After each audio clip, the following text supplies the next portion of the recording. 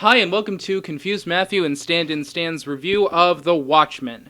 This is going to be a much more optimistic and friendly review than our review of The Love Guru, which was kind of depressing and cynical. I don't really feel the need to beat around the bush about this, so I'm just going to say it. This was a fantastic movie. Boy, was it a good movie. Man, this was good. I was really surprised, and I came into this movie knowing nothing about what it was going to be about. You didn't read the comic book? No. Me either. No. I had never read anything about it. I don't read comic books generally anyway. It's not that I have a problem with comic books. That's not my thing. I actually don't like comic books. This is Confused Matthew, by the way. I don't like comic books. There's nothing wrong with them if you do like them. They're just not a medium that I find interesting. Oh, me too. Yeah. The only comic book that I have ever actually sat down and read was The Dark Knight Returns, the Frank Miller Batman. This is sort of off topic a little bit, but I do want to say this since you brought up comic books as a medium. I respect the comic book genre and so people do who I. make comic books, because what you have to do is you have to take lots and lots of information and setting and characters and dialogue and squeeze them into a very small space. And not only that, but if you think about the pressure that is alleviated in something like a movie, where you can say, we can make up for what we don't have with a bunch of special effects or features. A soundtrack. You can't do that in comics. The content has to be. Yeah. I respect the medium too. It's just not something that I'm interested in. Me too. But I was interested in this, and a lot of comic books that are made into movies, they kind of have the problem where if you haven't read the comic book, you don't really know what's going on. Yeah. And sometimes the movie doesn't help you to understand what's going on. Like when I reviewed Spider-Man 3, a lot of people said, well, if you don't know where Gwen Stacy fits into all this, and if you don't know why Brock was at the church, then you obviously haven't read the comics. And my response to that is, no, I haven't. Why can't I just watch the movie? Yeah. I didn't feel like I was missing anything watching this movie. I didn't feel like there was anything that I had to go back and read a back catalog of information about to understand what was going on. And what was going on was a tremendous internal conflict between all of these dynamic characters, and an external conflict that was fairly interesting, that had a more than interesting solution at the end, and I didn't see that coming from a mile away. Neither do I. By the way, we should say that there's going to be spoilers in this for people spoilers. So if you haven't seen the movie, please watch the movie and then listen to this review. Because it's a surprise at the end, really, what's gone on and why all this is happening. I was confused at the beginning of the movie as to what year it was and what kind of world they were in, because I didn't realize that this was an alternate universe where Richard Nixon had been president for he got 5 terms. Yeah. I thought the same thing. I was like, God damn, that's the fakest looking Nixon I've ever seen in my life. And is that supposed to be John McLaughlin? John McLaughlin and Pat Buchanan, and who else was it? Eleanor Clift. A bunch of people, and I'm like, they didn't even try to make them look like that. And then I'm like, this is a different universe. I watched the McLaughlin group, and I got really mad at the casting because I really like John McLaughlin. I really like the way he speaks, and I'm like, they're getting this all wrong. Oh, wait a minute, it's an alternate universe. But you know what? It doesn't feel like a comic book. It feels like this feels like a film. It doesn't feel like a comic book. It also doesn't feel, other than the fact that this is sort of a backdrop, the superhero part of this. This doesn't feel like your typical superhero movie. This feels more like, and I mean this in a good way, a soap opera. It feels more like a character movie. And it's hard to say that this looks like a soap opera and make that sound like a compliment. So I think what you're trying to say is this feels like a character piece rather than a full-blown okay, though maybe that's a better way. Superpower film. Yeah, you said something about the first season of Heroes that I think is true. That it's always better when you're dealing with superheroes to have it be about people with powers, not powers with people. Yeah. And this was definitely a people with powers movie. And this kind of reminded me of the first season of Heroes, actually. And I actually think this is a little bit better, because with Heroes, you have the pressure of having to make this a series, whereas here they're telling one story that I would like to see become a series, actually, because I want to. We kept on saying, I don't want this to end. Yeah, and the movie's 3 hours long, And it's the shortest 3 hours of your life. Oh my god, it felt like I could have watched this for 16 hours. Yeah. I could have watched this for as long as they could have done it. The whole story centers around a group of superheroes. Actually, it's 2 groups of superheroes, technically, all of which are retired. And some of them are figuring out what they want to do with their lives. Some of them have gone on to become business moguls. Some of them are still doing this, even though they're not supposed to do it. It begins with one of them, and that was an interesting way to begin this film, because they really pull the wool over your eyes. They pull a fast one on you, because it starts out with Rorschach narrating some of the most god-awful... stock narration. So, yeah. It was a cloudy morning. Yeah, he has this. Afternoon. That's right. He has this sort of gumshoe type. Jargon, and I'm like, oh god, is this going to be the whole movie? But then, and the first 2 things that I thought about Rorschach is he takes himself way too seriously, and he's too. Actually, pretty much just that. He takes himself too seriously, and it's not as big a deal as he's making it out to be.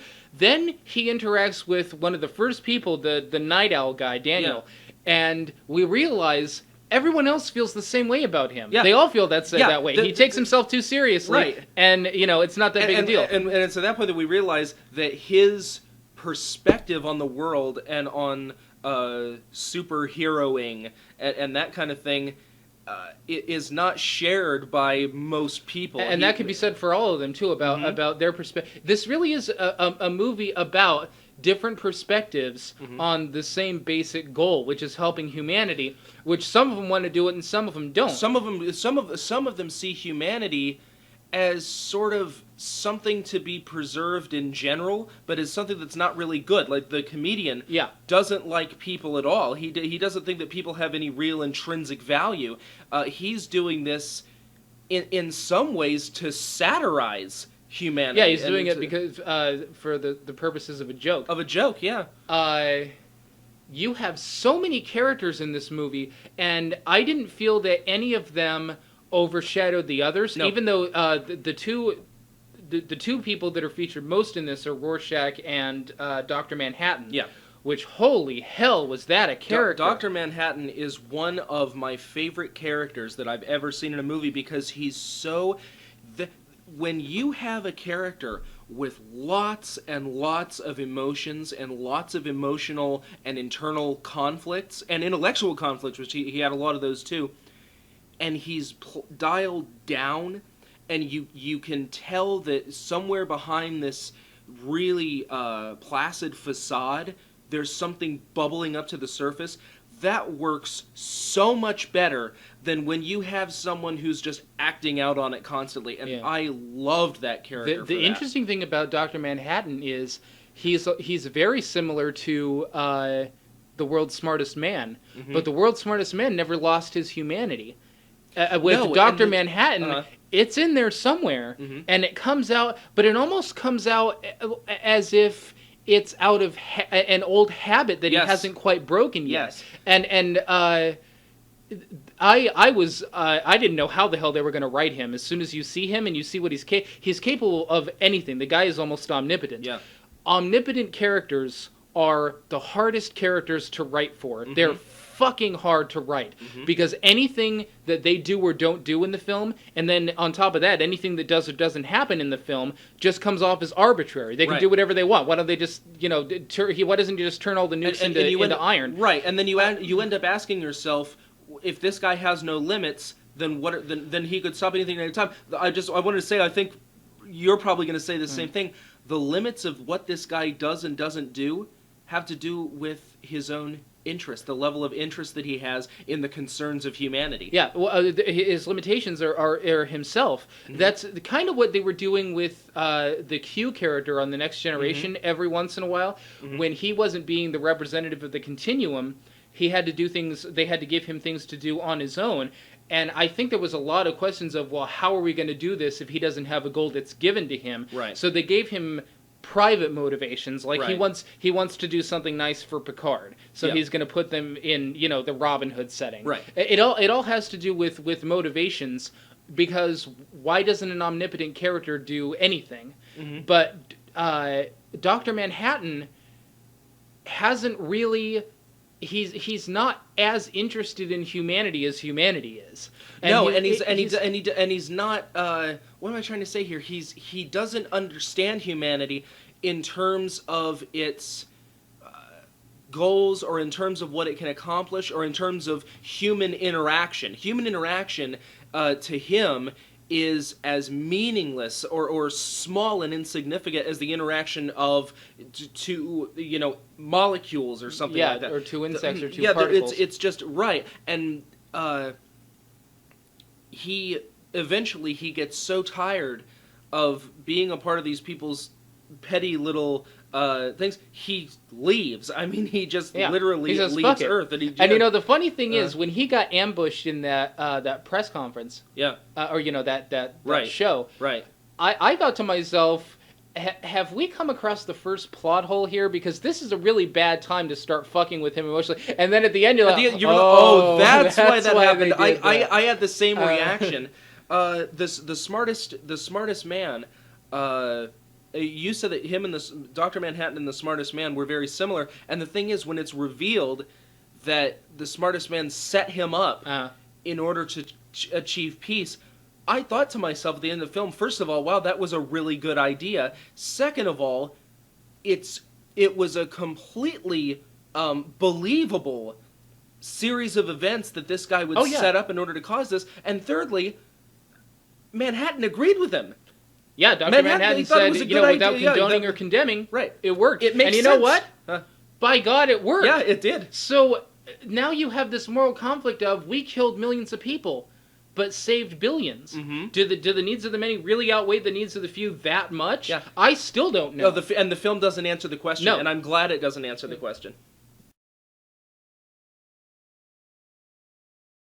A lot of this film is spent kind of going through the backstories of these people, but they're not really backstories either. They are lives that we are being told about. That's a little bit different than a backstory, just saying, I think I know what you're going to say.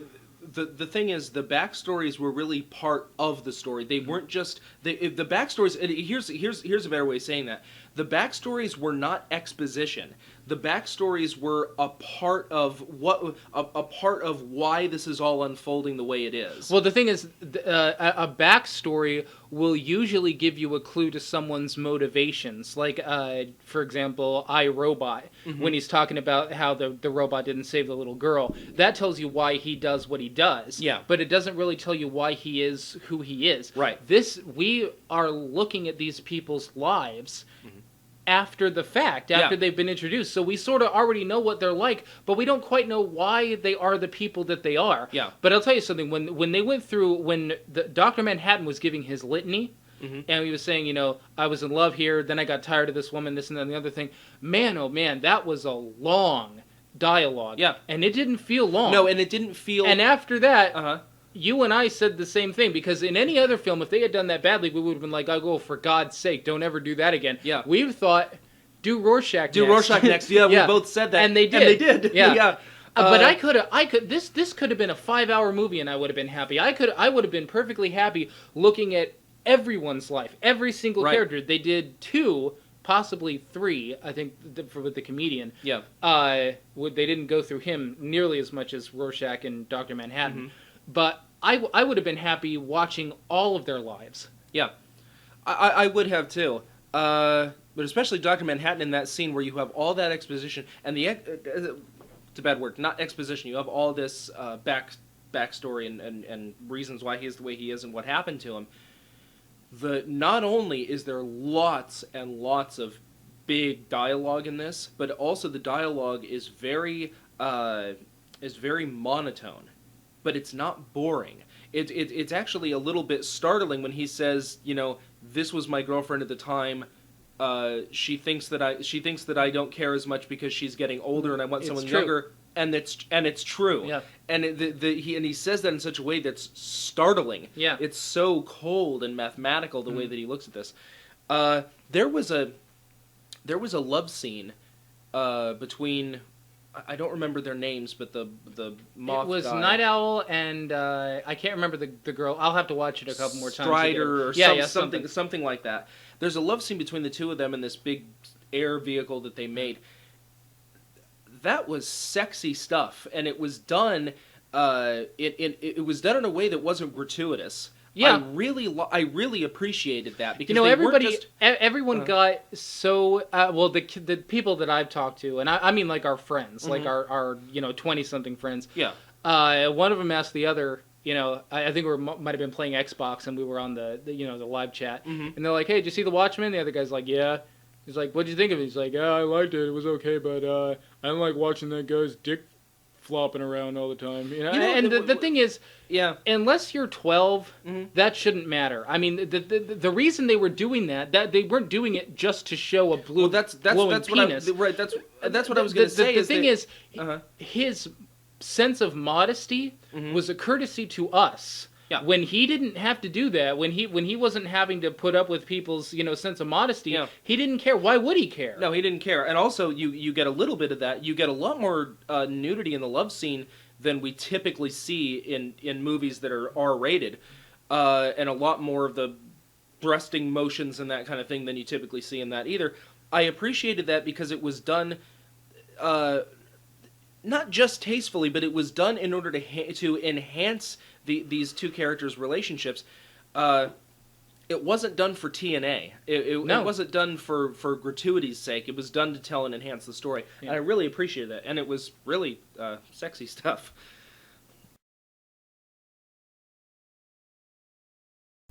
Quite possibly. Actually, no, I don't want to say that. I still think The Dark Knight is the best superhero movie that's ever been made.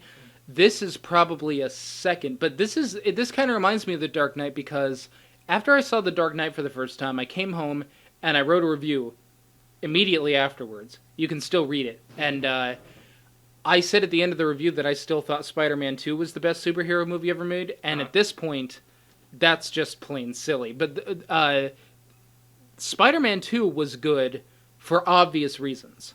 The Dark Knight, with that movie, I really had to go back and watch it a few more times to realize all of the things that movie was doing, because there's so much going on in terms of the story, in terms of the characters, and in terms of the themes, that it took a few more watches to really get how good that movie was. And now I think it is the best superhero movie that's ever been made. The Watchmen might kind of be like that again. I mean, I already know how good it is, but it might take another viewing or two to see exactly how good it is, and maybe I'll have different feelings about the number 2 spot. I don't know. The Dark Knight is going to be hard to top, but it's one of the best. It's one of 5, maybe one of 3 of the best superhero movies that I've ever seen, and I will relish watching this again. Well, you and I already know how we feel about The Dark Knight, respectively, and I think everybody who listens to us knows how we feel about it. I think it was overrated. I thought it was a good movie, not as good as anybody, including yourself, says it is, but it was good. Definitely not, I don't think, even the second best superhero movie ever made. I still tended to think, up until I saw The Watchmen, that Spider-Man 2 was continuing to be the best superhero movie ever made. Just the fact that this movie was more dynamic and dealt with more characters, even in a deeper way than Spider-Man 2 did, I think probably props it up to the number 1 spot. I think this was the movie that everyone was hoping the Fantastic Four movie was going to be, because that's you have two very similar things of the Fantastic Four, and I haven't seen the movie yet, so I don't know. I'm just going by what everyone thought of it. Let me just say real fast. I have seen the first Fantastic Four, not the second one.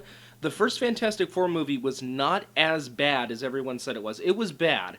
There were bad things in it, but it wasn't as bad. You said the same thing about Daredevil.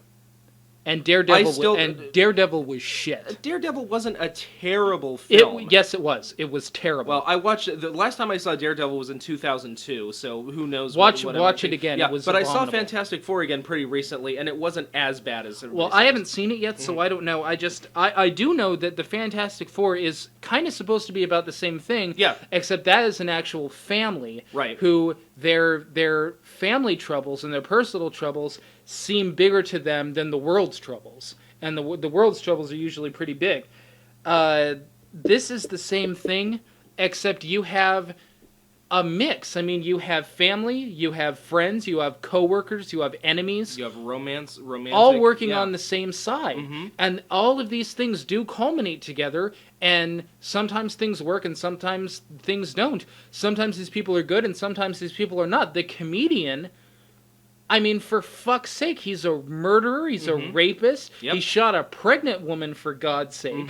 With his own, who's carrying his own child. I mean... This guy is a horrible, horrible person. But he made a few good points. I mean, that's how complicated this film is. Yeah. I mean, this is doing a lot more than really just superheroes saving the world. This film really is as complicated as some of these moral issues in real life really are, and some of these overarching... Well, that's the thing. The same thing with The Dark Knight too is this deals with some of those real moral issues. It doesn't deal with anything manufactured. And this movie doesn't paint those issues as being these stark black and whites, where you have your good guys and bad guys. Yeah. Like I said, they really are as complicated and sometimes as nebulous as they are in real life. Yeah, these are real, almost Aristotelian moral problems. Yeah, everything is a shade of gray. Yes, or most things are a shade of gray, and the movie doesn't offer any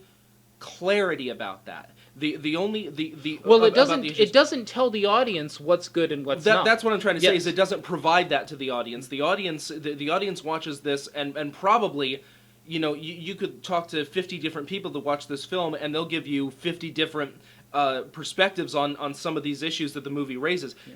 That was handled the best that was the best handling of that I've ever seen in a film was in this movie, I think. I think it was handled just as well, if not better, in The Dark Knight. But yes, it was handled very, very well. I don't agree with you about The Dark Knight, but that was dealing with impossible moral situations as well, and people having to deal with impossible moral decisions of what's the right thing to do here. And I've seen the film a good 150 times since it's been released, and I still don't know what the right thing is to do. And I feel the same way about this movie, where you have, sacrificing millions to save billions. Mathematically, there's no question. But personally, is it the right thing to do? I don't know. The thing is, that's been done before, and I thought at first that was sort of, okay, we sort of need big stakes, so let's make it, I'm going to kill these people to save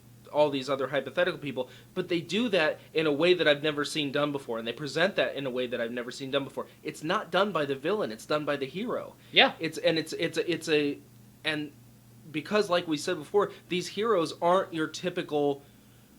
We stand for these absolutes like truth and justice and this kind of thing. They stand for what they think is right. Yeah, because they all have a different definition of what truth and justice is. And very, very, very good.